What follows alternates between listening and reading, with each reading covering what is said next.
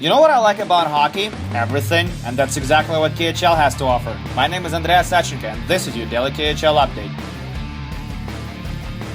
Team Stapleton goes head-to-head with Darren Quinn as Akbars hosts Spartak in Kazan, Russia. First period, Matt Anderson has the puck, shoots on net, and Emil Garipov shines some leather on this one. Nice save. Garipov is a young goalie who grew into a decent backup already in Akbars. Second period, now Sean Hashka passes to Kirill Petrov. He shoots from the left wing, and that beats Jeff Glass. 1-0 Akbars. Petrov scores his 6th of the season as Jeff Glass couldn't slam his pads together and the puck went 5-hole. Third period, now power play for Akbars. Mikhail Varnakov carries the puck on the left wing, cross-ice pass to Team Stapleton, and he sends it upstairs. 2-0 Akbars. Stapleton also scores his 6th of the season, and Alex Burmistrov gets an assist on this play along with Mikhail Varnakov. It must be special for Burmistrov as he celebrates his 22nd birthday today. Congrats! And that's all she wrote. 2-0 Akbars is your final. Petrov and Stapleton with the goals, and Emil Garipov with his 2nd shutout of the season as he stopped all 30 shots he had to face. And with that win, Akbars climbs on top of the KHL with 44 points, surpassing SKA St. Petersburg. Amur hosted Avangard tonight. We'll pick it up from 1-0 Avangard, and they make it 2-0 as Andrei Ivanov scores his 3rd of the season. Ivanov scores just the way Alexei Morozov did on Lev a couple of days ago. Same move, same result. Just over a minute after that, power play for Avangard. Kostitsyn to Frolov to Kirill Lamin. Boom! 3-0 Avangard. We're not even 10 minutes into the game, and Avangard already has 3 unanswered goals from Kostitsyn, Ivanov, and Lamin. Second period, now another power play for Avangard. Alex Frolov dishes it over to Kostitsyn on the far post, scores 4-0 Avangard now. Kostitsyn was his 2nd of the night and 5th of the season. Frolov picks up his 3rd assist of the night as well. And just over 40 seconds after that, Alexander Popov sets up Denis Kazionov, and he sends it in from a hard one-timer. 5-0 Avangard. Full throttle. That's how Avangard rolls tonight. There's just no stopping these guys.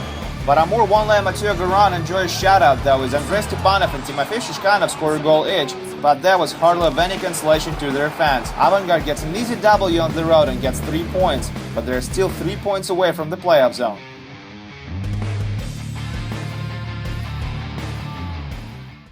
Dynamo Moscow hosts Donbass. If the Blue and White win tonight, they climb on top of the Western Conference. Can Donbass's new guy Mikhail Anisin do anything about the newcomer from his former team? We're about to find out.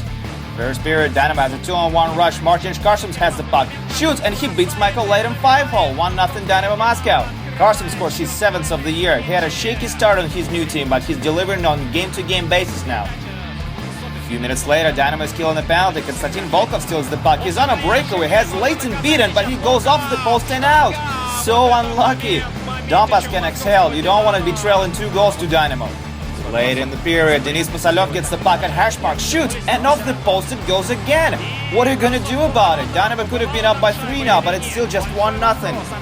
And with just a couple of seconds left on the clock in the first, Donbass makes them pay as Lukas Kaspar scores on a wraparound, 1-1. Kaspar scores his 6th of the season, and it just feels odd. This game should not be tied at this point. Second period, now Donbass gets lucky. It's a 3-on-1 rush. Ruslan Fedorenko to Petr Virtanen. They score 2-1 Donbass. Virtanen with his 3rd of the year, and what should have been a nice walk in the park for Dynamo is now a very interesting hockey game.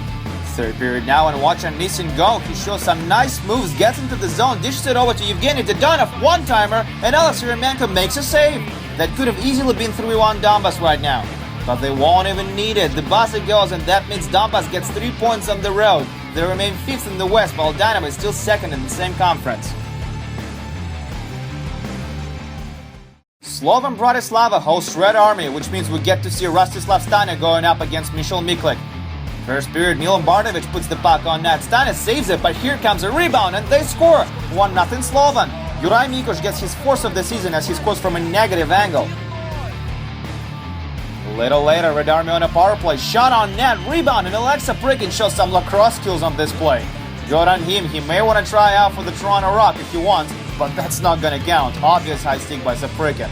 Second period now, Yevgeny Kurbatov gives up the puck on the offensive blue line. Turnover, Roman Kukenberg with a chance to score. Whistle goes off, Kukenberg scores. What on earth is going on? The ref disallows the goal, and Marco Danio is going to get 2 minutes for hooking as he holds down his opponent all the way down the other end of the ice. Very confusing, but that's the way it is.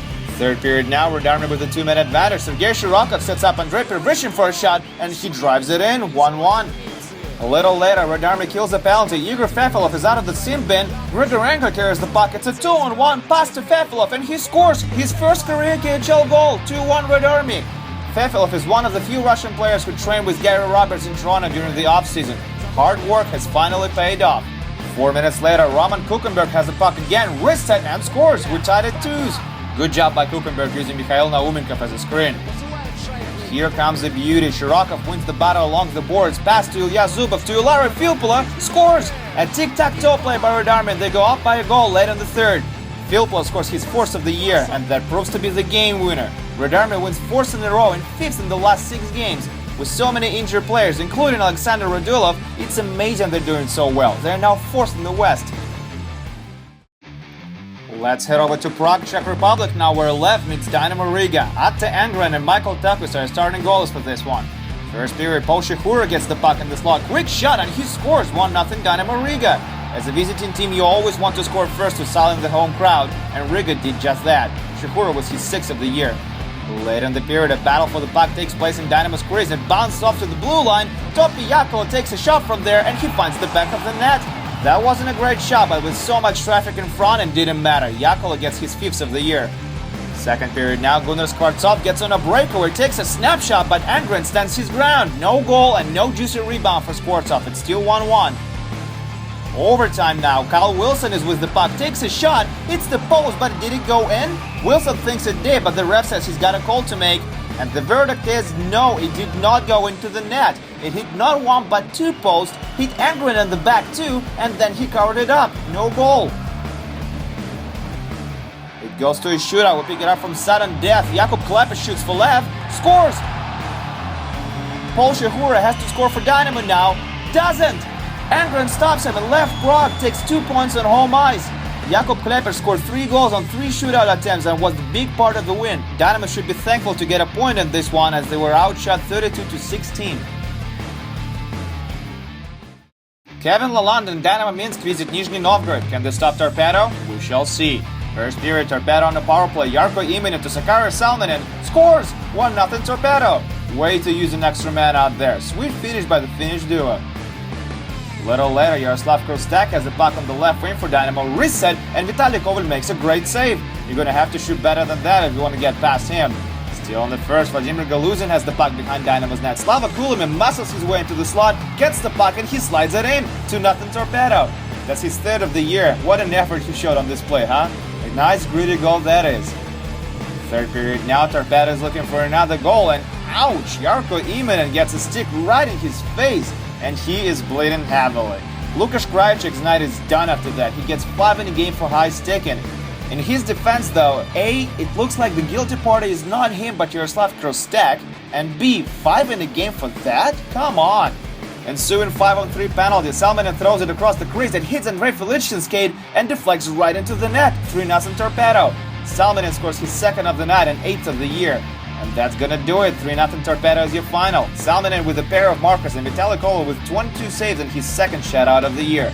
With these 3 points on home ice, Torpedo is now 6th in the Eastern Conference. Medlok Novokuznetsk enjoyed their 2nd win in a row after losing 14 games straight. Nikita Vyglazov's 2nd of the season proved to be the game-winning goal, while 18-year-old goalie Ilya Sorokin was the first star of the game, stopping 27 out of 28 shots. Kuzna is still dead last in the league with only 15 points in 18 games. Sibir was down 2 goals after 40 minutes of play, but Yunus Enlund and Nikolai Lemtygov managed to nudge the pair and force overtime. The game went into shootout where Anthony Stewart scores the only goal. Sibir's Dmitry Kukushev failed a shootout attempt for the first time this season, and he is now 5 for 6. Anthony Stewart scores his first KHL goal midway through the 2nd frame. He also scored the decisive marker in the shootout for the 2nd time this year.